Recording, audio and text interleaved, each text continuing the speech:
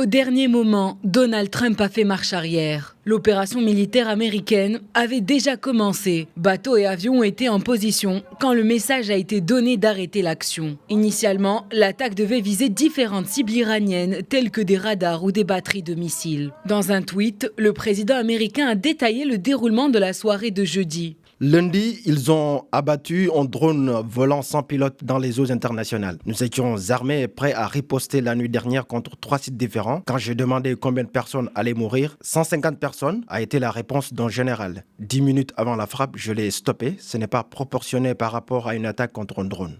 Déjà élevées, les craintes de confrontation directe entre Washington et Téhéran ont été ravivées après que l'Iran a abattu un drone américain se trouvant dans son espace aérien. En réponse aux tentatives d'intrusion américaine, l'Iran a dénoncé une action américaine dangereuse dans une lettre au chef de l'ONU et au Conseil de sécurité.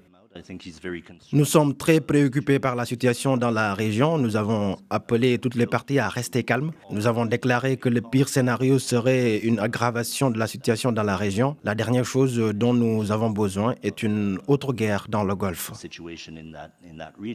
Dans une note d'urgence, l'aviation civile américaine a interdit aux compagnies aériennes de survoler le détroit d'Ormuz et le golfe d'Oman. D'autres compagnies ont suivi et ont annoncé que leurs appareils éviteraient le survol du détroit ainsi que certaines parties de l'espace aérien iranien.